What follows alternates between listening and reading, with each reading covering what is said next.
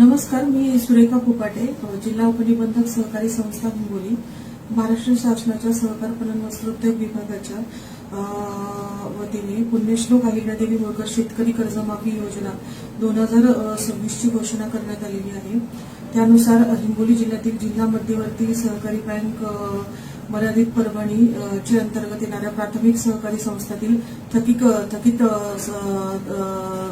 शेतकऱ्यांची यादी FLRS.महाराष्ट्र.gov.in या पोर्टलवर प्रसिद्ध करण्यात आलेली आहे। तसेच ज्या शेतकऱ्यांनी ॲग्रीस्टॅक आयडी आतापर्यंत काढलेला नाही, जे यामधील थकीत आणि पात्र शेतकरी आहेत, तर त्यांची यादी संबंधित सहाय्यक निबंधक तसेच जिल्हा उपनिबंधक कार्यालय हिंगोली इथे उपलब्ध करून देण्यात आलेली आहे।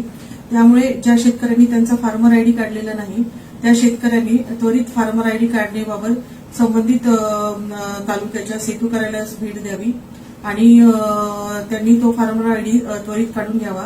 कारण या योजनेमध्ये फार्मर आयडी अनिवार्य करण्यात आलेला आहे आणि त्यामुळे त्यांनी त्वरित फार्मर आयडी बाबत कारवाई करावी, जेणेकरून त्यांना या कर्जमुक्तीचा लाभ मिळू शकेल।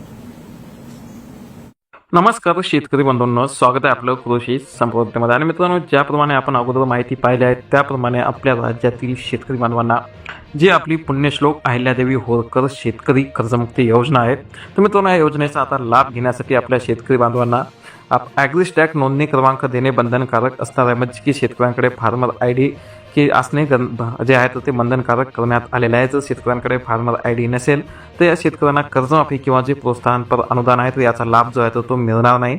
आणि त्यामुळे आपल्या राज्यातील सर्व जिल्ह्यातील शेतकरी बांधवांना जे आहे ते पात्र शेतकऱ्यांना ही नोंदणी तातडीने पूर्ण करावी असे आवाहन जे आहे ते प्रत्येक जिल्ह्याच्या जिल्हाधिकारी कार्यालयामार्फत करण्यात येत आहे। आणि बीड जिल्ह्यातील शेतकऱ्यांसाठी सुद्धा असं आवाहन जे आहे ते जिल्हाधिकारी विवेक जॉन्सन आणि उपजिल्हा निबंधक सतीश तोटावार यांनी केलेलं आहे। आणि विशेष म्हणजे की ही जी आपली पुण्यश्लोक अहिल्यादेवी होळकर शेतकरी कर्जमुक्ती योजना आहे, त्या योजनेअंतर्गत 1 एप्रिल 2019 ते 31 मार्च 2025 या कालावधीमध्ये घेतलेलं अल्पमुदत पीक कर्ज जे आहे ते 30 सप्टेंबर 2025 रोजी थकीत होतं आणि ते आतापर्यंत म्हणजेच की 31 मार्च 2026 पर्यंत त्याची परतफेड झालेली नाही अशा शेतकऱ्यांना या योजनेचा लाभ जो आहे तो मिळणार आहे। आणि यामध्ये जास्तीत जास्त 2 लाखापर्यंतची कर्जमाफी जी आहे ती करण्यात येणार आहे। ज्यांचं कर्ज 2 लाखापेक्षा जास्त असेल तर त्यांनी 2 लाखावरील जी काही रक्कम आहे तर ती भरल्यानंतर त्यांना सुद्धा कर्जमाफीचा लाभ देण्यात येणार आहे। आणि जे शेतकरी नियमित करदार आहेत तर त्यांना 50 रुपयापर्यंत प्रोत्साहनपर अनुदान देण्यात येणार आहे। परंतु त्यासाठी एक अट आहे आणि ती म्हणजे की 2022-23, 23-24 आणि 24-25 या 3 आर्थिक वर्षापैकी कोणत्याही 2 वर्षामध्ये जे आहे ते शेतकरी बांधवांनी पीक कर्जाची उचल करून वेळेमध्ये परतफेड केली पाहिजे, तरच त्यांना प्रोत्साहनपर अनुदान जे आहे ते देण्यात येणार आहे। परंतु हे सर्व जे आहे ते प्रोत्साहनपर अनुदान असेल किंवा कर्जमाफी असेल किंवा ज्यांचं 2 लाखावरील कर्ज आहे, ज्यांनी कर्ज भरलं त्यानंतर ते 2 लाखाची रक्कम आहे, तर ही शेतकऱ्यांच्या खात्यामध्ये तेव्हाच जमा करण्यात येणार आहे जेव्हा शेतकऱ्यांकडे आपल्या आधार क्रमांकासोबतच आपला फार्मर आयडी म्हणजे की ॲग्रीस्टॅक नंबर असणे गरजेचं आहे। आणि हे दोन्ही नंबर जे आहेत ते एकमेकांशी लिंक असणे आवश्यक आहे। आणि आधार लिंक झाल्यानंतर ॲग्रीस्टॅक पोर्टलवर जाऊन आपली नोंदणी प्रक्रिया पूर्ण करावी आणि नोंदणीनंतर मिळणारा ॲग्रीस्टॅक नोंदणी क्रमांक आपल्या पीक कर्ज खाते असलेल्या बँकेत जमा करावा। आणि ज्या शेतकऱ्यांकडे आधीपासूनच हा नोंदणी क्रमांक उपलब्ध आहे परंतु त्यांनी तो अद्याप बँकेत जमा केला नाही, त्यांनीही तो त्वरित बँकेकडे सुपूर्द करावा। आणि या क्रमांकाशिवाय कोणत्याही परिस्थितीमध्ये या योजनेचा लाभ खात्यात जमा होणार नसल्याने शेतकऱ्यांनी ही प्रक्रिया तातडीने पूर्ण करावी असं जिल्हा उपनिबंधक बीड यांनी कळवलं आहे। तर मित्रांनो, आपल्या जास्तीत जास्त जिल्ह्यातील सर्व जिल्ह्यातील शेतकरी बांधवांना ही माहिती नक्की शेअर करा। चॅनल जर नवीन असाल तर नक्की चॅनलला सबस्क्राईब करून सोबतचं बेल आयकॉन दाबायला सुद्धा अजिबात विसरू नका।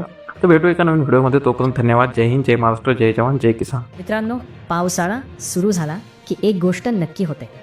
एक होता नेमकं रात्री जेवताना मोबाईल चार्जिंगला लावलेला असताना किंवा मुलं अभ्यास करत असताना लाईट जाते।